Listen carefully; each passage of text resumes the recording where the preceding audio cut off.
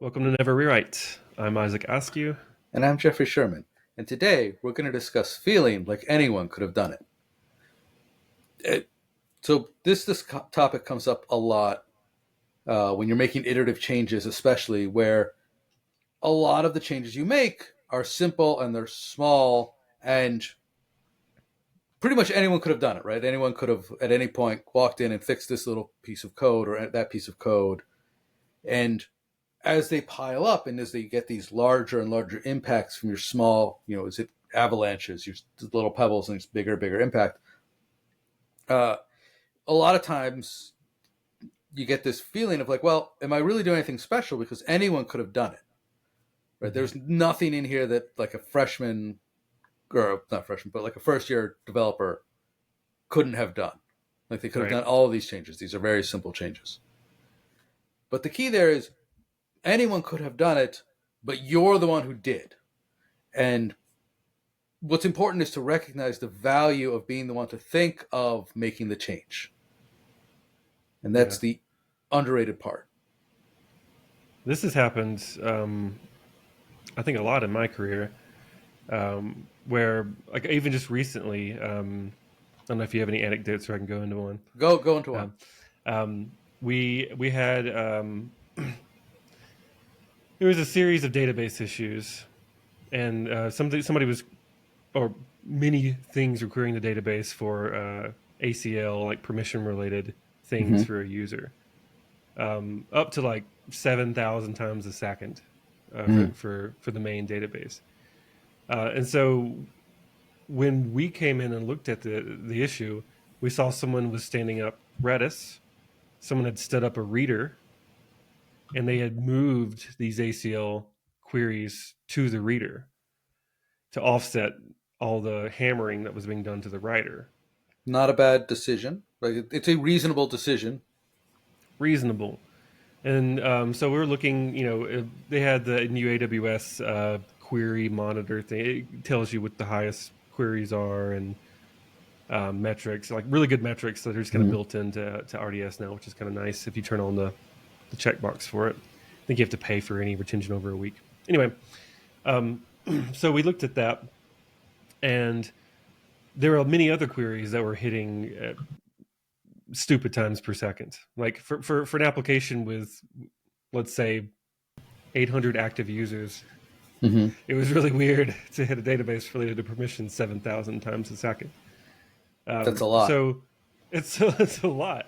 And so they were standing up Redis because they wanted to cache that query instead because it was permissions related. And the more I thought about it, which Mm-hmm. it didn't take very long, I'm like, I think something's busted in the application.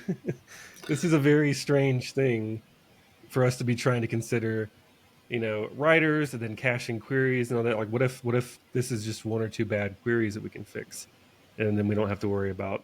Mm-hmm. They ended up scaling up the writer before they did this by like 4 times, and they were Oof. paying exorbitant costs for RDS because they were trying to handle all these queries. And while you should be able to find gentler ways to handle those queries with, caching them or offsetting them to the reader, it doesn't necessarily always mean that, that's the best choice of action.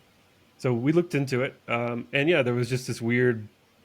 There was like pages you could access, and then there was another table where did you have permissions or not to access those tables.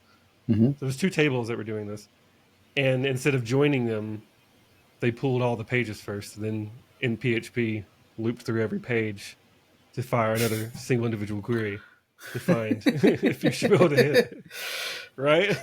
So Why have one query when you could have O to the n squared? yeah, which I'll want to say maybe it made sense back in the day, but I can't find a way that ever made sense. It must have just been some old way someone threw it together. But I refactored it to be a single query as it should be, and it reduced it to, I think, 82, 82 times per second for other users. There's probably a couple other areas that were using it. It wasn't just one. It was one area was doing it, but there was many Mm-hmm. areas that were doing something similar. So it was still a heavy reduction from Mm-hmm. 8,000 to 80. Um, so anyway, after doing that with quite a few different areas that seemed crazy, they Yeah. were. We fixed them in the application. then we were able to move more evenly distribute the reader and writer stuff, and then scale down the database. Um, so they saved a ton of money just instead of like trying to scale up and buy better machines with caching and do all this Mm-hmm. stuff. Just spend. I think it took 5 hours of work to save about 8 grand a month. That's you know, good. 8 grand a month, you're getting into like a whole developer. yeah. So that's my piece, my That's anecdote. that's a great story. I recently just was in some code and there were errors, and their errors had been there for years. So I tracked them down and I fixed them.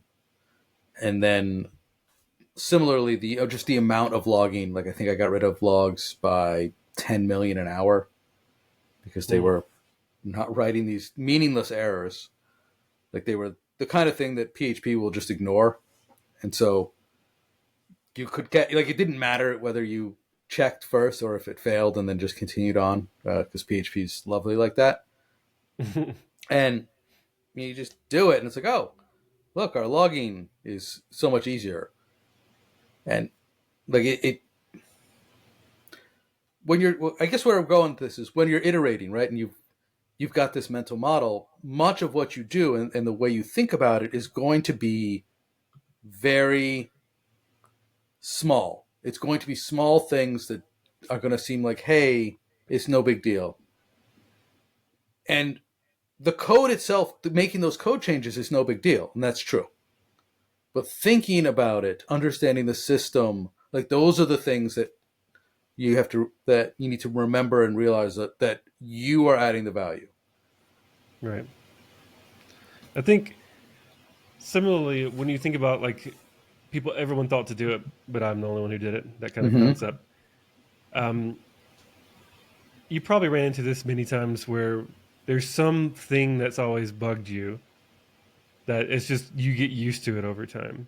Mm-hmm. One thing I noticed recently was we had this kind of makeup make down thing where like when you do makeup, Docker would build all your stuff for you and get your local host running. And then when you make down, it would tear everything down, but it would also tear down the volume, like the MySQL database attached to it, which was frustrating because when you make up again, you had to make a new user and it was a brand new fresh database. Okay. And then Took someone just longer. fixed it to not tear down the volume one day. So Yeah. my user persisted and I can keep using the same user. And I was like, I was complaining about that, but never got around to it. Thank you for actually doing it. And so I see things like that happen all the time where it's like, especially if you're fresh to something, Yeah. the more you work in something, the more you get like, oh, that just always breaks that way. You just got to deal with it. But then somebody will finally be like, okay, that really annoys me. I'm going to fix it so we stop Mm-hmm. talking about it. And then everyone's happy and celebrates. Thank you for finally fixing that thing that we just never did. I've There's seen that a happen so many times. legendary developer. Uh, Apple Wallet used to not delete things. Like in the first few iterations of the iPhone, Apple Wallet wouldn't delete things. So you go to a concert and then it would be that ticket would be in your wallet forever. You'd get on a flight and that ticket would be in your wallet forever. And true story, a developer went, got a job at Apple, fixed that thing in his first week, and then quit. That sounds like a myth. Is that No, real? it's a true, like that's why it's so legendary. Like somebody actually did this. I've heard people talk about the same thing for Reddit. Reddit's video player. Like if you try to replay a video or something, it'll just sit there and churn every now and then. Everyone, it's like it's famous for being terrible, and people are like, Mm. "I would join Reddit just to fix the dang video player, then I'd leave." So maybe that was based off this legendary guy or girl Right, or yes, I think gal. people would Yeah, always joke about, but like if I went to all the effort of getting a job at Apple, I would stay at Apple. I mean, some good money. It's good stocks. Good stocks. Uh, yeah, I don't know anything about working at Apple. I have never met anyone who did. But if I put in the effort, I would keep the job. I knew somebody who worked at the Genius Bar. Does that count? Maybe it does technically. It's more than I ever did. Awesome. So, just to summarize, when you part of the negativity around iterating and thesis shipping and just putting out small changes is that you don't feel like you're having a big impact. Hmm. And what we're trying to remind you is, yeah, your code isn't going to be amazing and have a giant impact all at once. But that's okay because it's all the knowledge work. And, the example we were discussing before we started recording, famous painter Jackson Pollock, he literally threw paint at canvas. He would dip sticks into paint cans and he would flick paint onto it. And people would look at it and be like, anyone could do that. It's like, well, yeah, I mean, in art classes, but certainly when I was a kid in school, like they'd do a unit on Jackson Pollock, and you'd get out some paint cans, you'd flick paint at the canvas, and you know what? It wouldn't look as good. Like, one, it's actually much harder than it looks, and two, anyone maybe could have done it, but he's the one who thought of it and did it Right. and realized that it had value. And that's what you are. You have to be the painter who looks at it and says, I can do this simple thing that anyone could do, and it's going to have value, and I should do it. Yeah.